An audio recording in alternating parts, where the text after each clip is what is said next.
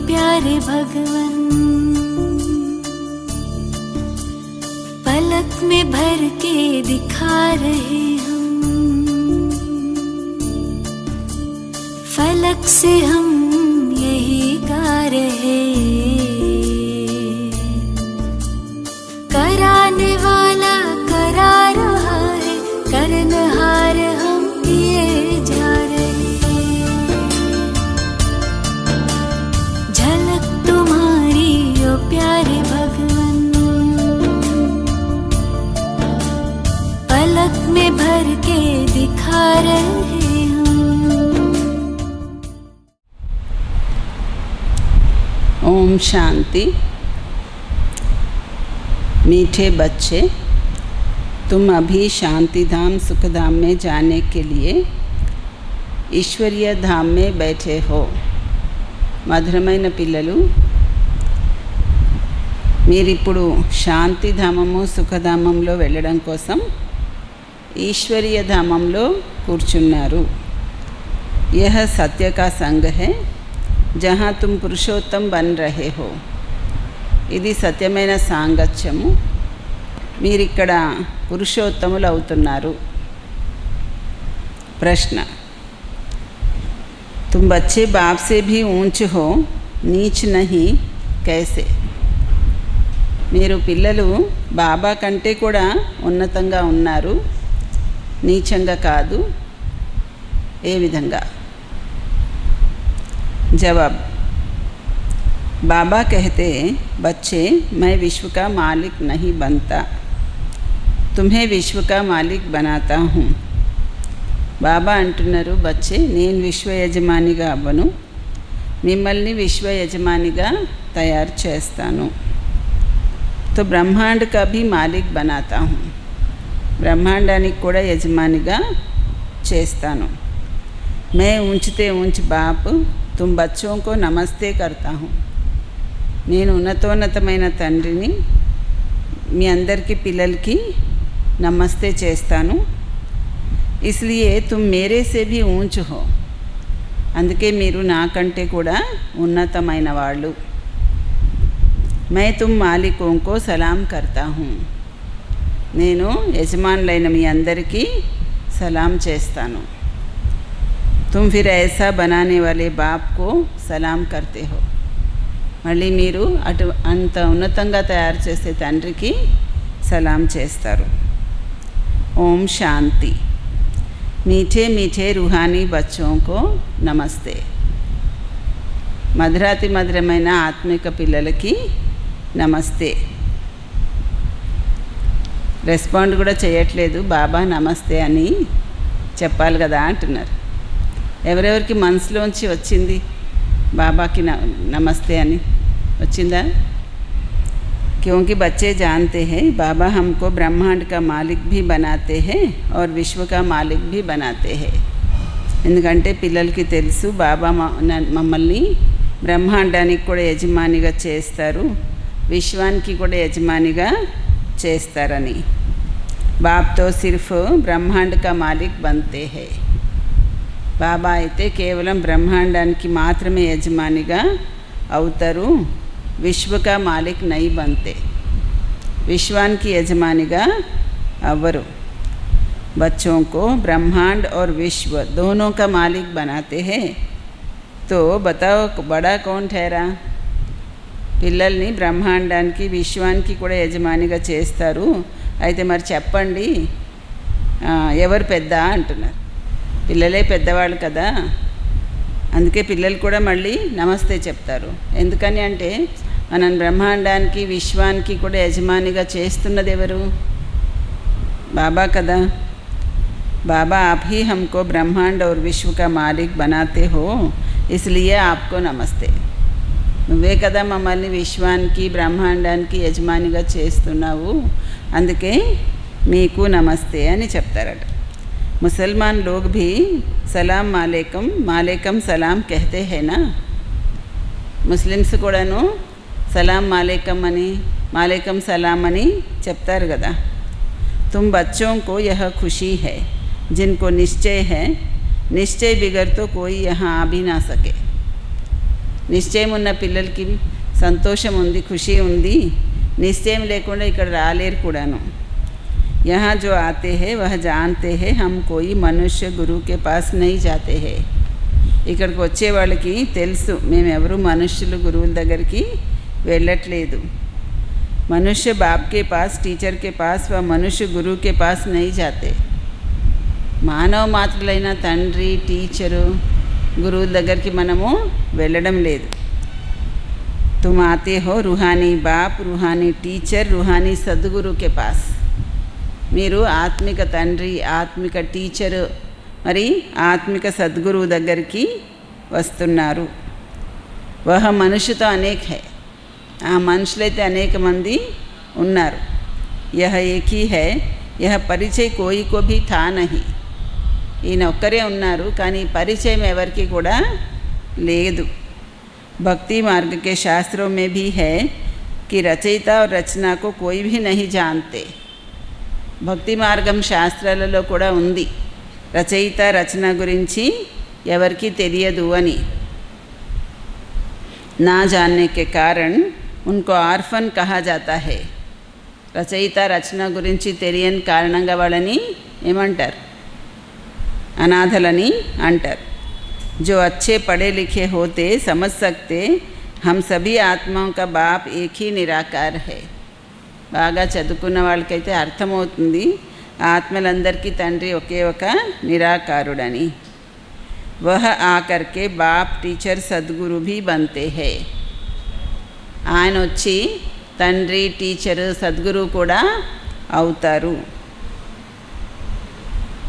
గీతా మే కృష్ణ కా నామ్ బాలా హై. గీతలో కృష్ణుడి పేరు బాగా ప్రసిద్ధి అయింది. గీతా హై సర్వశాస్త్రమయీ శిరోమణి, సబ్సే ఉత్తమ్తే ఉత్తమ్. గీత సర్వశాస్త్ర శిరోమణి, అన్నిటికంటే ఉత్తమమైనది. గీతనే మాతా పిత అని కూడా అంటారు. వేరే శాస్త్రాలన్నిటినీ మాతా పిత అని అనరు. శ్రీమద్ భగవద్గీత మాత అని అంటారు కదా. భగవంతుడి ముఖ కమలం నుండి వచ్చినటువంటి జ్ఞానము గీత. ఉన్నతోన్నతమైన తండ్రి, మరి తప్పకుండా ఉన్నతోన్నతమైన వాడు చెప్పినటువంటిది గీత కదా. మరి గీతాని కూడా క్రియేటర్ అని అంటారు. ఉన్నతోన్నతమైన తండ్రి భగవంతుడు చెప్పినటువంటి ఉన్నతోన్నతమైన గీత కూడా క్రియేటరు. మిగతా శాస్త్రాలన్నీ దాని నుండి వచ్చిన ఆకులు. రచన నుండి ఎవరికి వారసత్వము దొరకదు. ఒకవేళ ఏమైనా దొరికినా అల్పకాలికంగా దొరుకుతుంది. ఎన్నో శాస్త్రాలు ఉన్నాయి, అవి చదవడం వల్ల అల్పకాలికంగా సుఖము వస్తుంది ఒక జన్మ కోసం. మనుషులే మనుషులకి చదివి చెప్తూ ఉంటారు మిగతా శాస్త్రాలన్నీ కూడాను. రకరకాల చదువులు అవన్నీ అల్పకాలికంగానే మనుషులకి చదివిస్తారు. అంటే అల్పకాలం కోసం మనుషులకి చదివిస్తూ ఉంటారు. अल्पकाल का सुख मिला फिर दूसरे जन्म में दूसरी पढ़ाई पढ़नी है. అల్పకాలికంగా సుఖం వస్తుంది, మళ్ళీ జన్మలో మళ్ళీ వేరే చదువు చదవలసే ఉంటుంది. ఈ జన్మలో చదివారు, అల్పకాలికంగా సుఖం వస్తుంది, మళ్ళీ జన్మలో మళ్ళీ చదవాలి. ఇక్కడైతే నిరాకారి తండ్రి 21 జన్మల కోసము వారసత్వం ఇస్తారు. మనుషులు ఎవరు ఇవ్వలేరు. ఇప్పుడు బాబా కూర్చొని పిల్లలకి వివరిస్తున్నారు. మీరంతా ఈశ్వరుడికి పిల్లలు కదా, సర్వవ్యాపి అని చెప్తే అర్థమేమీ రాదు. అందరిలోనూ పరమాత్మ ఉన్నాడంటే అప్పుడు దాని ఏంటి అర్థము? అందరూ తండ్రి అని కదా. అందరూ తండ్రి అయిపోతే వారసత్వం ఎవరికి దొరుకుతుంది? ఎవరి నుంచి దొరుకుతుంది? ఎవరి దుఃఖాలు ఎవరు తొలగించాలి? అందరూ తండ్రి అయితే కనుక. తండ్రిని దుఃఖహర్త, సుఖకర్త అంటారు.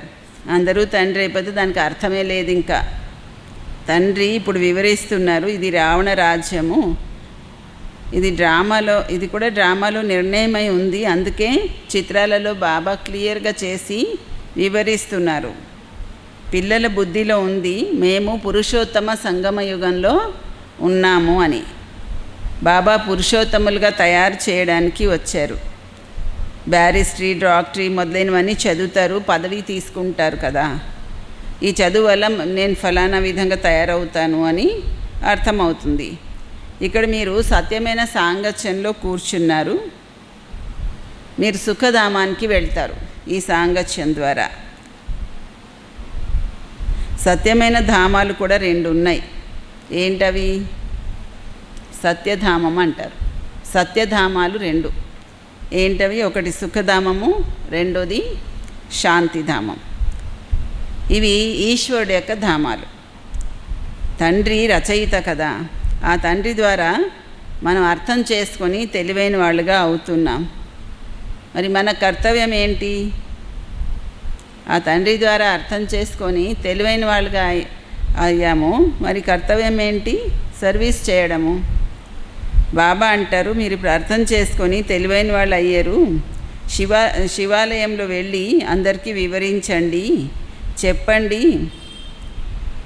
ఈ శివలింగం పైన ఫలాలు, పూలు, వెన్న, నెయ్యి, ఉమ్మెత్త పూలు, గులాబీ పూలు ఇవన్నీ ఎందుకు అర్పణ చేస్తున్నారు అని అడగండి. కృష్ణుడి మందిరంలో ఉమ్మెత్త పూలు వేయరు. అక్కడ చాలా మంచి సుగంధ పుష్పాలు తీసుకువెళ్తారు. శివుడి ముందు మాత్రం ఉమ్మెత్త పూలు, గులాబీ పూలు అన్నీ వేస్తారు. అర్థమైతే ఏమీ తెలియదు. మీకు తెలుసా ఉమ్మెత్త పూలు ఎందుకు వేస్తారో? ఈ సమయంలో పిల్లలకి బాబా చదివిస్తున్నారు. మనుషులు ఎవరు చదివించట్లేదు. మొత్తం ప్రపంచంలో మనుషులకి చదివిస్తారు, కానీ మీకు భగవంతుడు చదివిస్తున్నారు. ఎవరు చదివిస్తున్నారు మీకు? భగవంతుడు చదివిస్తున్నారంటే ఎంత చురుగ్గా కూర్చొని వినాలి కదా. మీరు చూడండి, ఇప్పుడు మన దగ్గర మీటింగ్ ఉంది, కలెక్టర్ వచ్చి ఎదురుగా కూర్చున్నారు, స్పీచ్ ఇస్తున్నారు. మనందరూ ఎలా కూర్చొని వింటాం? ఇలా కూర్చుంటామా? అలా కూర్చోం కదా, ఎలా కూర్చుంటాం? మరి భగవంతుడు చదివిస్తున్నారు అంటే ఎంత అలర్ట్గా వినాలి. మీకెవరు మనుషులు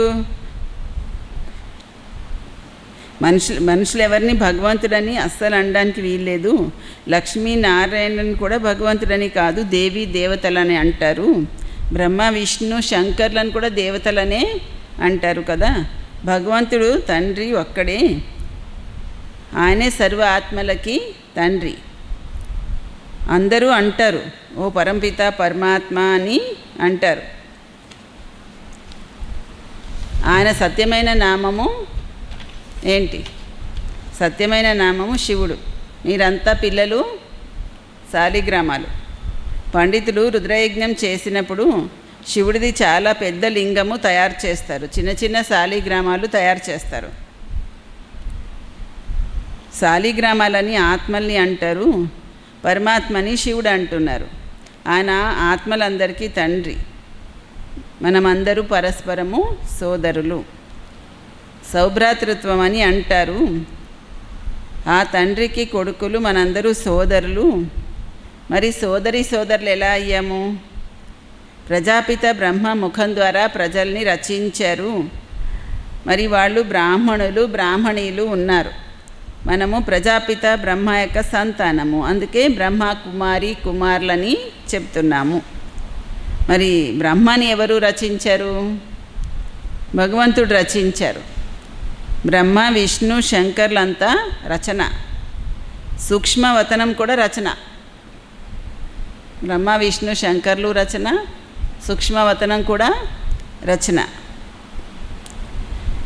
బ్రహ్మ ముఖ కమలం నుండి మీరందరూ పిల్లలు తయారయ్యారు. బ్రాహ్మణీలు అనబడుతున్నారు. మీరు బ్రహ్మ ముఖ వంశావళి అడాప్టెడ్ పిల్లలు. ప్రజాపిత బ్రహ్మ పిల్లల్ని ఎలా రచిస్తారు? తప్పకుండా అడాప్షన్ ఉంటుంది కదా, దత్తత ఉంటుంది కదా. గురువుకి ఫాలోవర్స్ ఉంటారు, అడాప్ట్ చేసుకుంటారు, అప్పుడు వాళ్ళని శిష్యులని అంటారు. మరి ప్రజాపిత బ్రహ్మ మొత్తము ప్రపంచానికి తండ్రి కదా. ఆయన్ని గ్రేట్ గ్రాండ్ ఫాదర్ అని అంటారు. ప్రజాపిత బ్రహ్మ ఇక్కడే ఉండాలి కదా. సూక్ష్మవతనంలో కూడా బ్రహ్మ ఉన్నారు. ఆయన పేరు కీర్తించబడుతుంది బ్రహ్మ, విష్ణు, శంకర్లని. కానీ సూక్ష్మవతనంలో ప్రజలైతే ఉండరు. ప్రజాపిత బ్రహ్మ ఎవరు? ఇవన్నీ బాబా కూర్చొని వివరిస్తున్నారు. ఆ బ్రాహ్మణులు మేము బ్రహ్మ వారసులని చెప్తారు. మరి ఇప్పుడు బ్రహ్మ ఎక్కడున్నారు? మీరంటారు ఇక్కడే ఉన్నారని, వాళ్ళు అంటారు ఒకప్పుడు ఉండేవాడు ఇక్కడ అని. మరి వాళ్ళేమో పూజారి బ్రాహ్మణులు అనుకుంటారు. ఇప్పుడు మీరు ప్రాక్టికల్గా ఉన్నారు, బ్రాహ్మణులు, ప్రజాపిత బ్రహ్మ పిల్లలు, పరస్పరము సోదరులు అయ్యారు. బ్రహ్మని శివబాబా అడాప్ట్ చేసుకున్నారు. ఆయన చెప్తున్నారు, నేను ఈ వృద్ధ తనువులో ప్రవేశించి మీకు రాజయోగము నేర్పిస్తున్నాను. మానవుల్ని దేవతలుగా చేయడము ఇదేమీ మనుషుల కర్తవ్యము కాదు. పరమాత్మని తండ్రిని మాత్రమే రచయిత అంటారు. భారతవాసీలకి తెలుసు, శివ జయంతి కూడా చేస్తున్నారు. శివబాబా తండ్రి. మనుషులకి ఈ విషయం తెలియదు. దేవీ దేవతలకి రాజ్యం ఎవరిచ్చారు అన్నది మనుషులకి తెలియదు. స్వర్గ రచయిత పరంపిత పరమాత్మ. ఆయన్ని పతిత పావనుడని అంటారు. ఆత్మ అసలు పవిత్రంగా ఉంటుంది. తర్వాత సతో రజో తమో గుణంలోకి వస్తుంది. ఈ సమయంలో కలియుగంలో అందరూ తమో ప్రధానంగా ఉన్నారు. సత్యయుగంలో అందరూ సతో ప్రధానంగా ఉండేవాళ్ళు. 5000 సంవత్సరాల క్రితము ఈ లక్ష్మీనారాయణల రాజ్యం ఉండేది. 2500 సంవత్సరాలు దేవతల రాజ్యము వంశావళి నడిచింది. వాళ్ళ పిల్లలు కూడా రాజ్యము చేశారు. లక్ష్మీనారాయణది ఫస్ట్, ది సెకండ్, ఆ విధంగా రాజ్యము నడిచింది.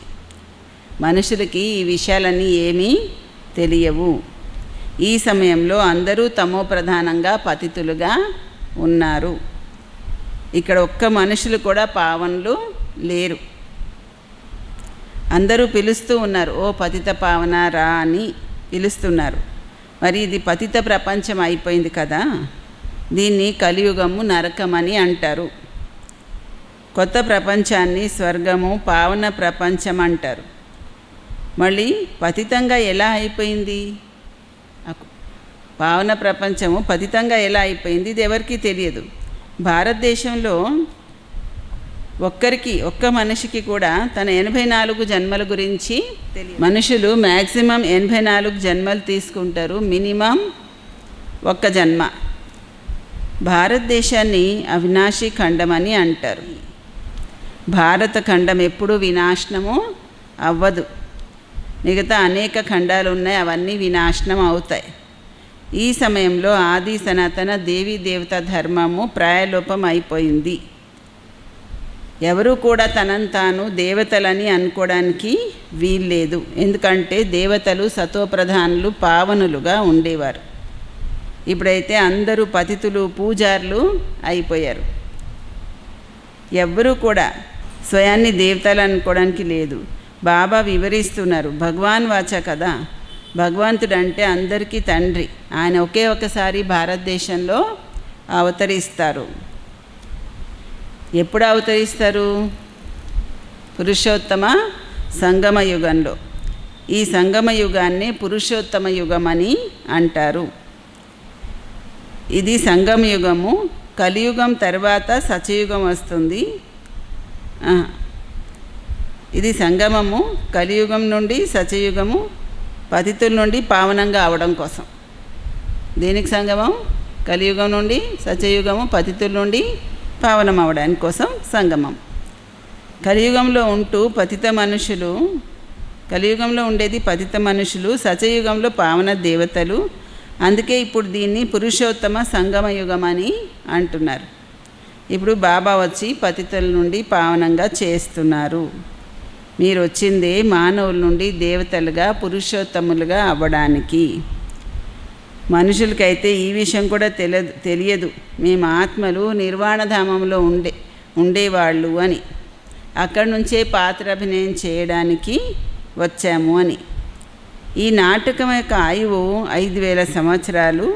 మేము ఈ బేహద్దు నాటకంలో పాత్రాభినయం చేస్తున్నాము. ఇంతమంది మనుషులు పాత్రధారులు ఉన్నారు. ఈ డ్రామా చక్రము తిరుగుతూ ఉంటుంది. ఎప్పుడు కూడా ఆగిపోవడం అనే ప్రశ్న లేదు. మొట్టమొదట ఈ నాటకంలో సత్యయుగంలో పాత్ర చేయడానికి వచ్చేది దేవీ దేవతలు. తర్వాత త్రేతాయుగంలో ఫస్ట్లో దేవీ దేవతలు వస్తారు. సత్యయుగంలో, త్రేతాయుగంలో క్షత్రియులు వస్తారు. ఈ నాటకాన్ని కూడా తెలుసుకోవాలి కదా. ఇది ఉన్నదే ముళ్ళ అడవి. మనుషులందరూ దుఃఖీగా ఉన్నారు. కలియుగం తర్వాత మళ్ళీ సత్యయుగము వస్తుంది. చాలామంది మనుషులు ఉన్నారు. సత్యయుగంలో ఎంతమంది ఉంటారు? సత్యయుగంలో ఎంతమంది ఉంటారు? చాలా తక్కువ మంది ఉంటారు. ఆది సనాతన సూర్యవంశీ దేవీ దేవతలు మాత్రమే ఉంటారు. ఈ పాత ప్రపంచం ఇప్పుడు మారనున్నది. మనుష్య సృష్టి నుండి మళ్ళీ దేవీ దేవతల సృష్టి వస్తుంది. ఇప్పుడు ఆది సనాతన దేవీ దేవతా ధర్మము, ఆది సనాతన దేవీ దేవతా ధర్మం ఉండేది కదా. కానీ ఇప్పుడు స్వయాన్ని దేవతలని ఎవరు అనుకోవట్లేదు. తన ధర్మాన్నే తను మర్చిపోయారు. ఆది సనాతన దేవీ దేవత ధర్మం ఉండేది, కానీ ఇప్పుడు దేవతలు అనుకోవట్లేదు. కేవలం భారతవాసీలే తన ధర్మాన్ని మర్చిపోయారు. హిందుస్థాన్లో ఉంటున్న కారణంగా హిందూ ధర్మం అని అనేసుకుంటున్నారు. దేవతలు పావనంగా ఉండేవాళ్ళు ఇప్పుడు పతితులుగా ఉన్నారు. అందుకే దేవతలని చెప్పుకోవట్లేదు. దేవతలైతే పావనులు, ఇప్పుడు పతితులు అయిపోయారు కాబట్టి దేవతలని చెప్పుకోవట్లేదు. దేవతలకి పూజ చేస్తూ ఉంటారు. స్వయాన్నేమో పాపాత్ములు, నీచులు అని చెప్పుకుంటారు. ఇప్పుడు బాబా వివరిస్తున్నారు, మీరే పూజ్యులుగా ఉండేవారు, మళ్ళీ మీరే పూజారి పతితులుగా అయిపోయారు. హంసో సోహం యొక్క అర్థం కూడా బాబా వివరించారు. భక్తి మార్గంలో వాళ్ళు ఏమంటారు? ఆత్మే పరమాత్మ అని చెప్తారు. సోహం అంటే ఆత్మే పరమాత్మ అంటారు. అది అబద్ధం అర్థము. అందుకే జూటీ మాయా జూటీ కాయ అని చెప్తారు.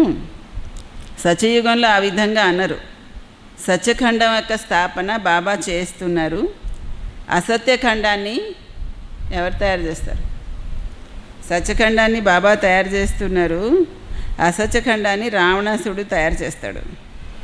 బాబా వచ్చి విషయాలన్నీ వివరిస్తారు.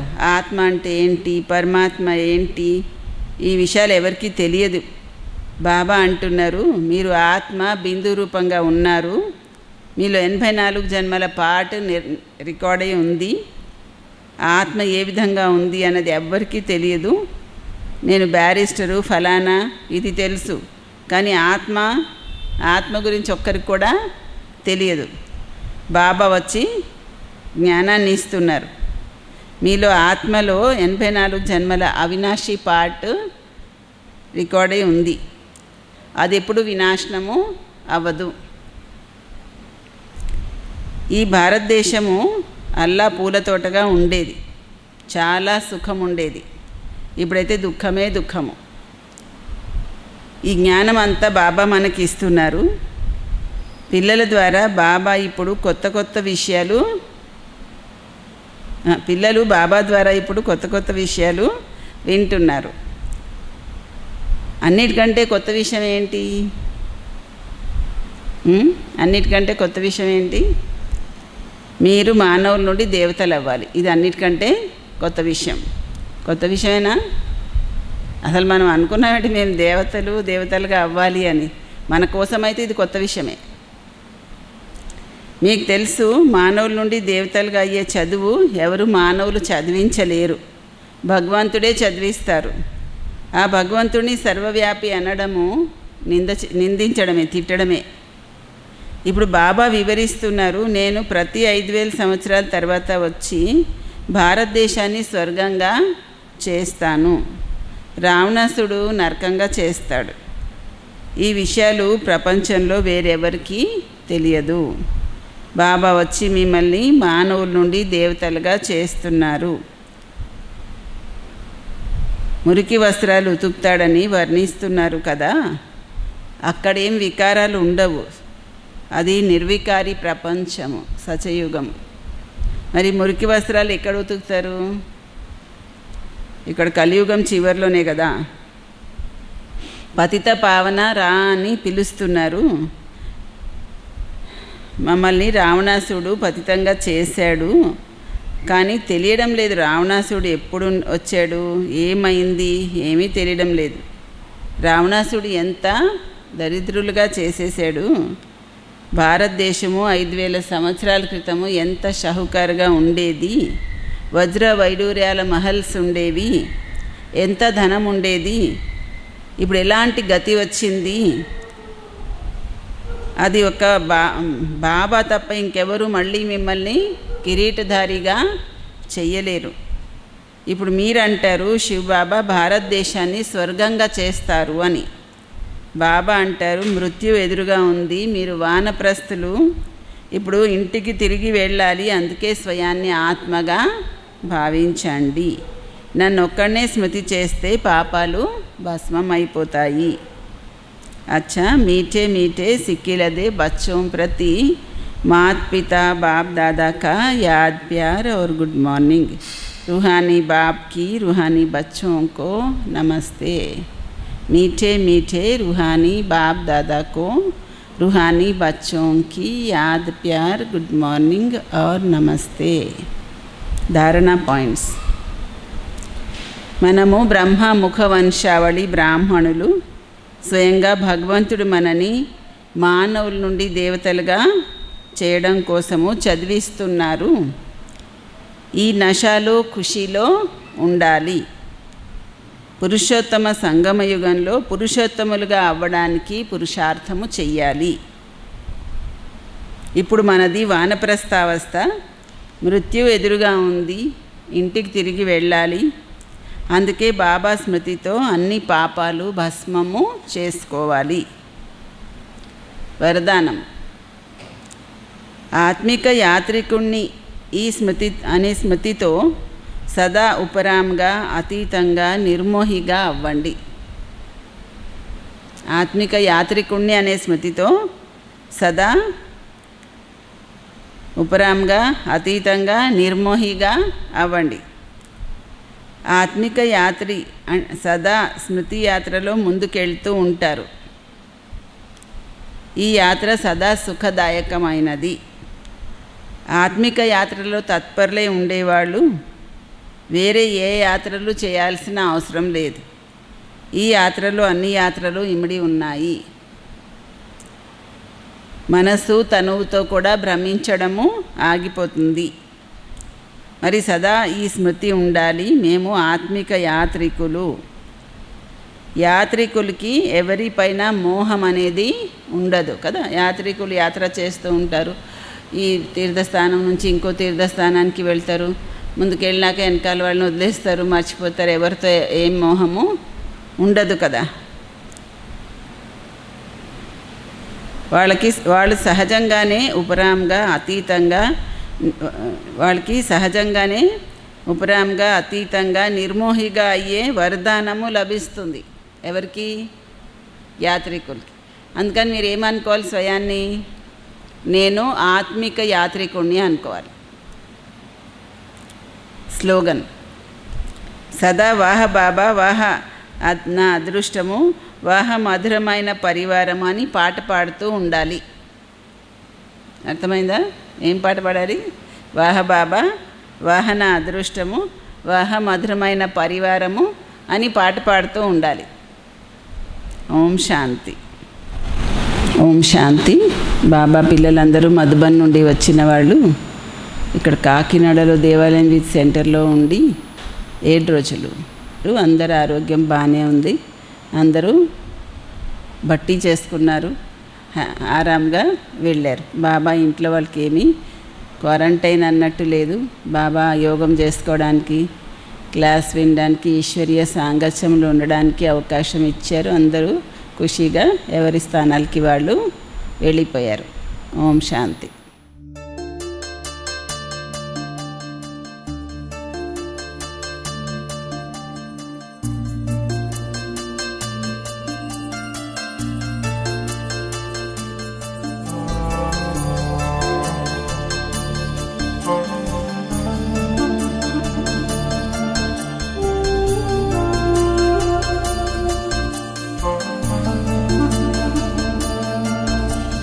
झलक तुम्हारी ओ प्यारे भगवन,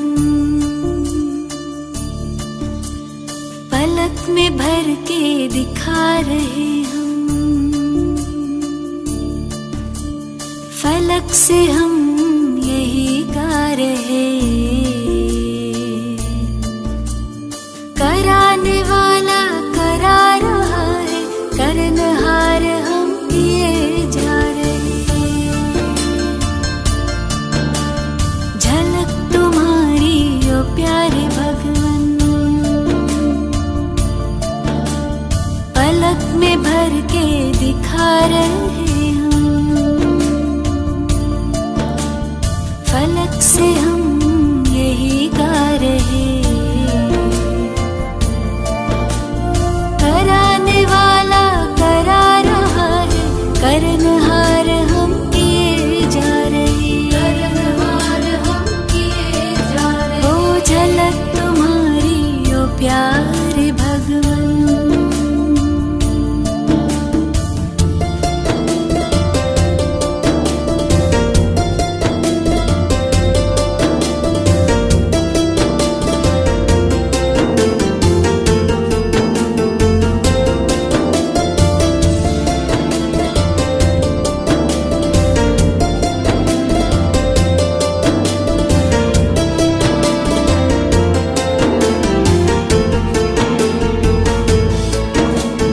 करन करावनहार तुम्ही हो, तुम्ही तो करते तुम्ही कराते, बने हैं हम तो निमित्त केवल, हम अपनी उंगली भर लगाते, उठा के अपने हाथों को वरदान, हमारी रक्षा किए जा रहे,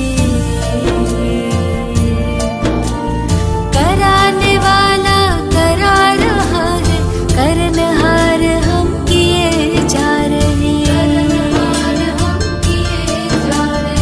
झलक तुम्हारी ओ प्यारे भगवन।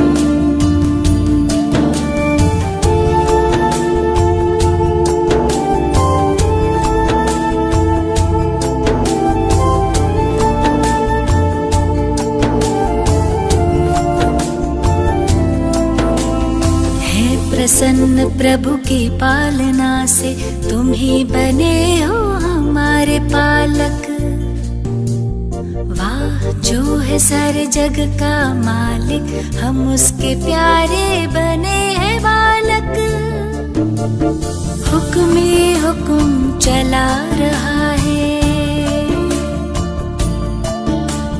हम सच्चे दिल से किए जा रहे, कराने वाला करा रहा है, करनहार हम किए जा रहे, करनहार हम किए जा रहे। ओ झलक तुम्हारी ओ प्यारे भगवन।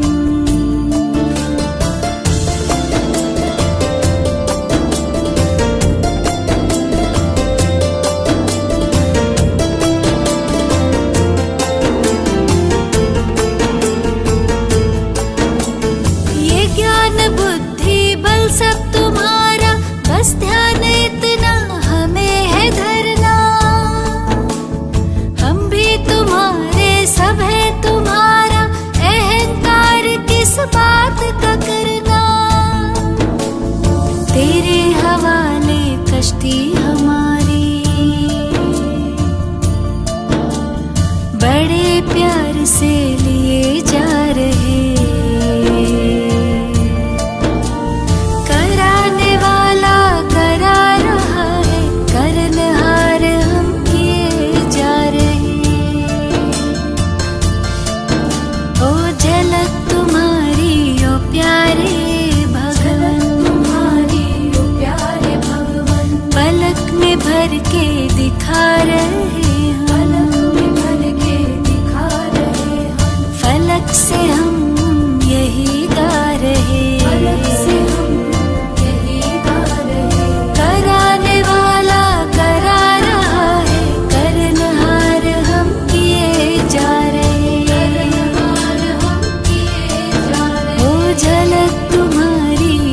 प्यारे